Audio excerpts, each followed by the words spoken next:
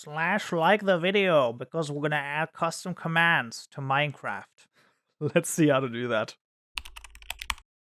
Alright, we find ourselves back in IntelliJ once more, and I hope that this isn't the first video that you see of me, because that's gonna be a really weird first impression, I'm gonna be honest. So after that very interesting intro, let's actually add commands to Minecraft, custom commands, and it is far easier than you might expect. The first thing we need is going to be a custom package in our tutorial mod package, and that's going to be commands. Now in this commands, we will have two classes, and we will need one class for each command. This is simply how this works. So we're going to have the example we're going to have is we're going to return home command, and we will also have a set home command. So those are basically the two things that we are going to implement in this case. The set home command will have a constructor with a command dispatcher of type command source called dispatcher as the parameter, and then we will do something crazy. We'll add the commands. So the dispatcher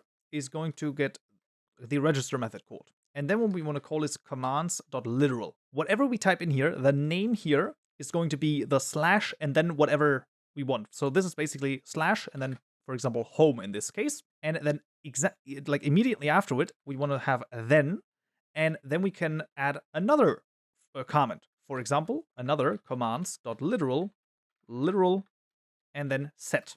So now what we would have to write is slash home set. This would be the command that we would have to basically execute now, or what we have to type in order to execute this command. After the set, then we say executes, and then we get a command source in here. So this is simply going to be command, and then like this command, and then in here we want to return something. Now we want to return an integer. For the time being, let's just return 0 and then close this as well. And we will return something else in just a moment. So we're going to have another private method in here, which is going to be returning an integer. For the time being, this is the way that this works. And after we would have registered this set home command, it would already work. We could do /home and it would also autocomplete. So that's actually how this would work.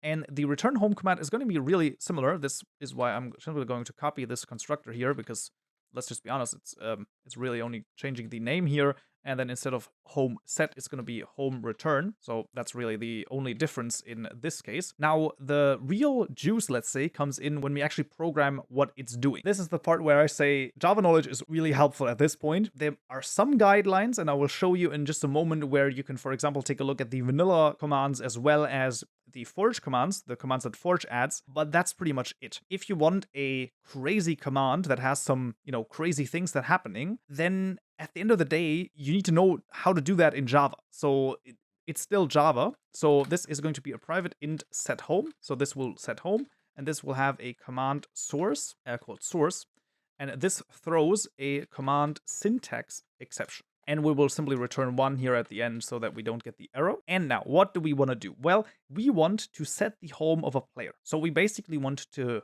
save 3 numbers in the player. For that, we will need the server player entity. This is going to be the player. This is equal to source.asPlayer. We want the block pass of that player. So this is going to be the player position. This is simply player.getPosition. And then block pass, importing that, pressing Alt and Enter.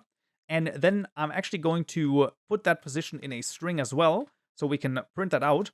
So it's going to be a position, and then we have plus player pass dot get x, and then comma plus player pass dot get y, and then plus comma plus player pass dot get z, or z is also possible. And there you go. So now we have this in a really nice string here, and we can then at the end here say source.sendFeedback. So this is what gets output. So string text component we want, and then set home. Oh, that's going to be a string, of course. Set home at, and then we simply say pass. And then we also want the allowed logging true. And there you go. Now the really juicy thing comes in. How do we save this? Because we somehow have to save this position and then return the player to it. So returning is, of course, the thing that the return home command does.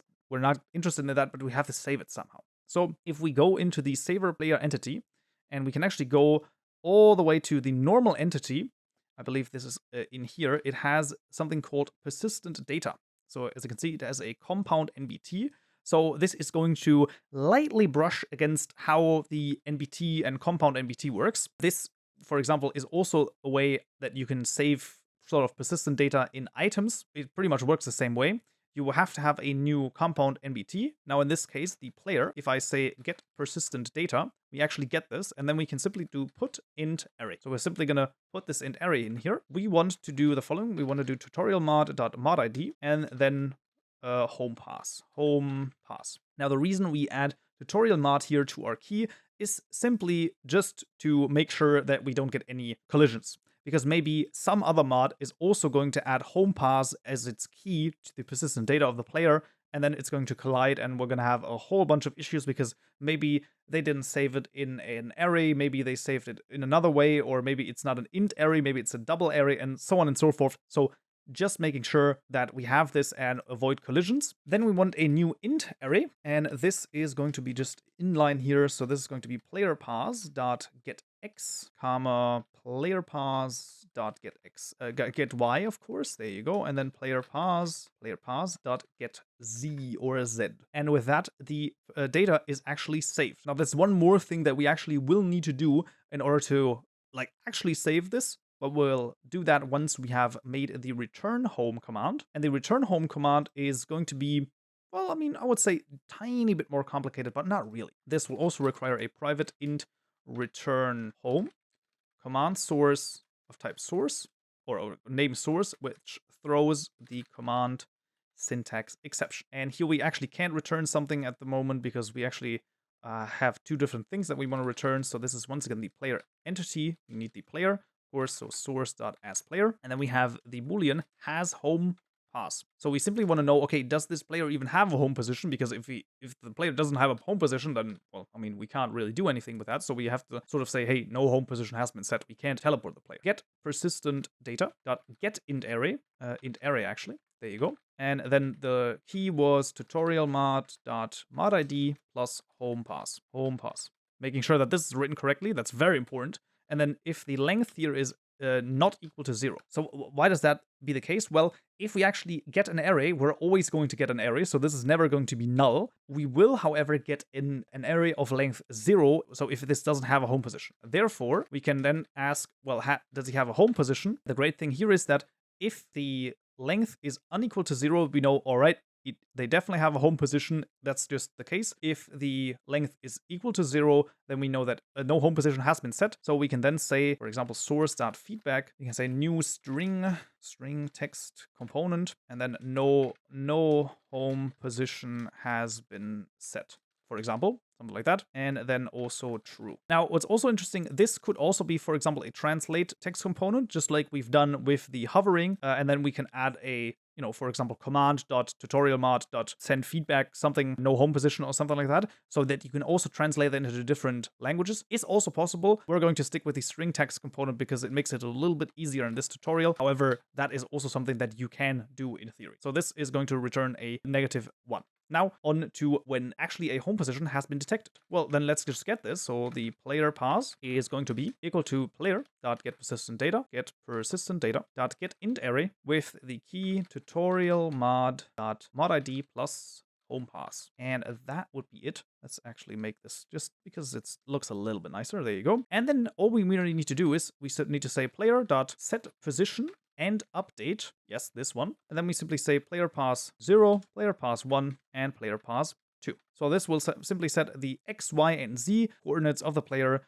to the x, y, and z coordinates in the int array that we have saved in the persistent data. Then we can simply say source.sendFeedback. We can say new string text component as say player returned home. And we can also say true here. And then we will simply return a 1. Let's say. And instead of returning this 1 here, we want to return home with the command.getSource right here.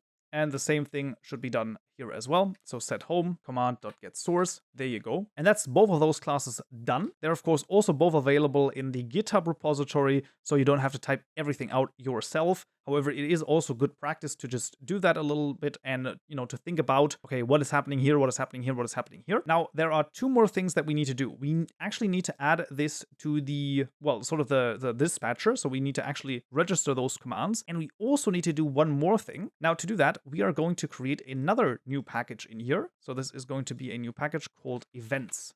Now, we've not actually really talked about events that much, but we need to get the register commands event as well as the player clone event, because there are some, well, interesting things here. So we're going to make a new class called mod events, and this has a really interesting thing here. So this will have a mod at the top here. So mod dot event bus subscriber with a mod ID equal to, of course, tutorial mod .mod ID, as you would expect. And then all of the methods inside of here have to be a static method, or static methods. So first of all, we have on commands register. So the method name could actually be anything you really want. What is important is here the register commands event, called event in this case. And this also requires an @subscribe event. So this is actually an annotation that we definitely need. And then what we want to do is we want to create a new set home command, and we want to give it the event get dispatcher.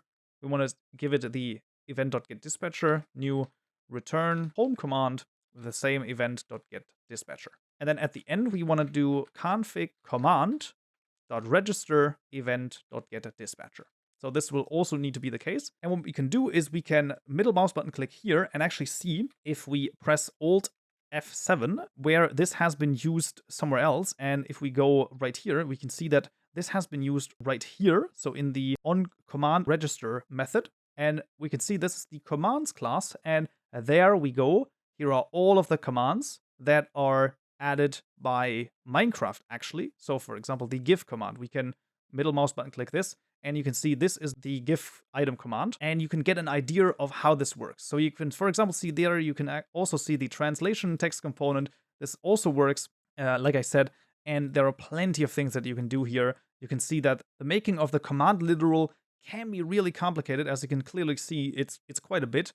But this is really the best thing that you can do. Take a look at that. If you want advanced commands, if you want, custom commands that are really advanced, you gotta look at this. Like there's no other documentation like even possible, really. So that's it. And anything else you really want to implement, it comes down to knowing Java. That's pretty much it. There's one more thing that we need to add here, and that is the public static void on player clone event. Now, once again, the name of the method is not important. What is important is that we have this clone event here, and we will also import the player event right there. And then what we need to do is we want to first of all say event, not event.getOriginal, .getEntityWorld, getEntityWorld dot is remote. Oh, nope. Actually with the world, sorry. There you go.